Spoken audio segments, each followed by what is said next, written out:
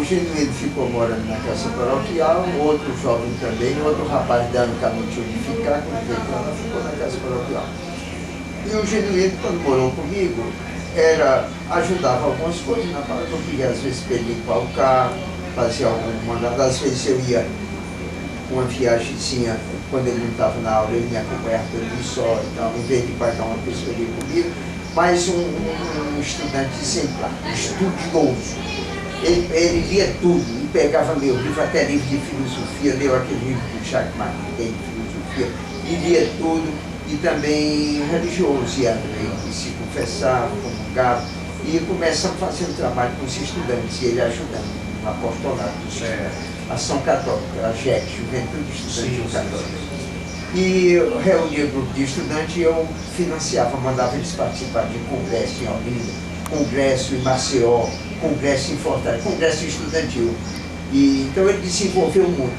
Mas ele me acompanhava quando eu visitava o meio rural e eu fazia muita reunião com agricultores para eles fundarem o sindicato, mostrando a necessidade de se unir, lutar por uma vida melhor, etc. Aí então ele foi se preocupando muito com o social, muito com o social.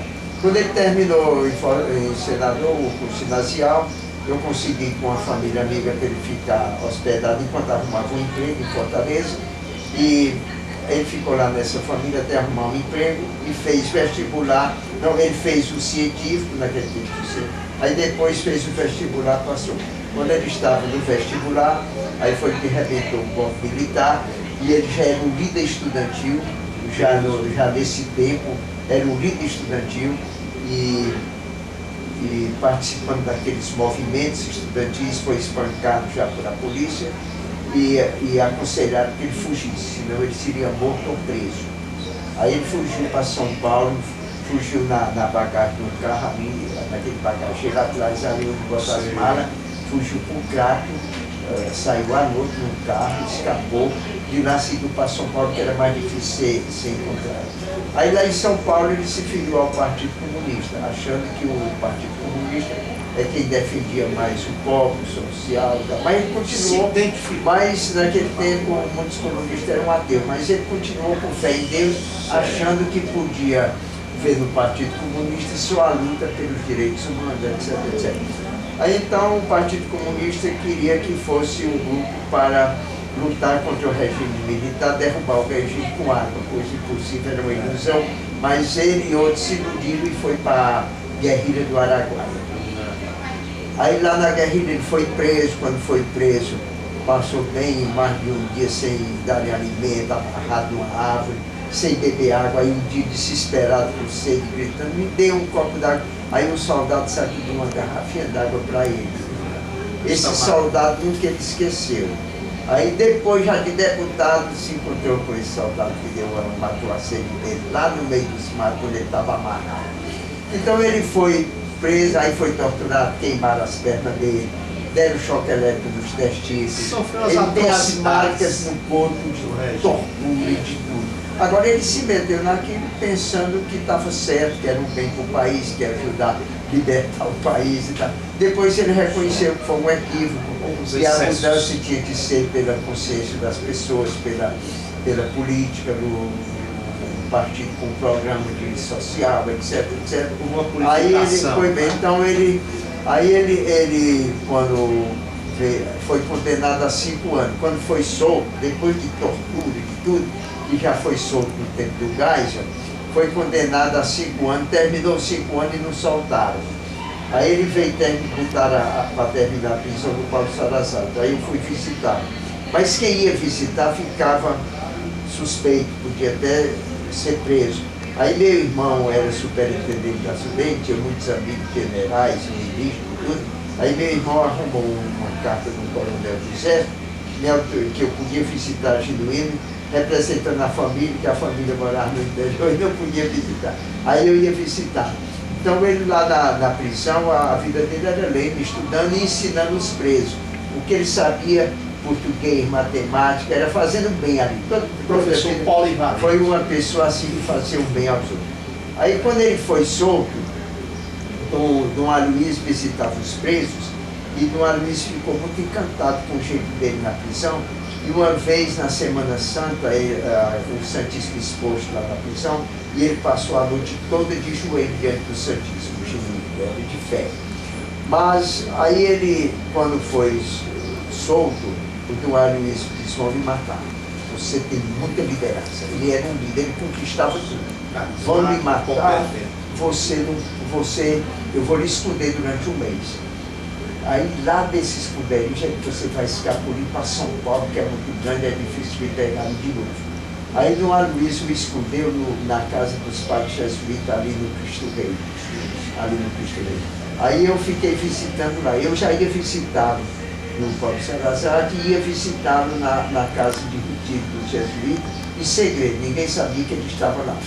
Aí quando completou um mês, aí uma advogada saiu com ele, não sei se foi por terra ou como foi, sei que foi para São Paulo. Lá em São Paulo eu já estava vendo, maneirando as atrocidades do regime, então ele era professor. Como professor conquistou os alunos. Aí depois, quando ele ajudou a fundar o PT foi fundado por Lula. Lula dizia assim: o trabalhador vota sempre em empresário. É bom ter um partido que o trabalhador querendo vote no partido dele. Aí o Lula fundou o Partido dos Trabalhadores, o Genuíno ajudou a fundação, muitas pessoas importantes da Igreja Católica participaram, e também o PT foi fundado por gente dos sindicatos, das universidades e da Igreja Católica. A fundação do PT foi essa. A base. A base. Pois bem, aí o Genuíno foi um dos fundadores do PT, e lá se candidatou a deputado, foi eleito. Aí, com o tempo, foi sendo o deputado mais votado de São Paulo. A votação foi eleito cinco reeleições. Aí ele foi eleito e se aposentou. Aí depois, ele já com o Lula, que ele se candidatou de novo, embora ele já fosse aposentado.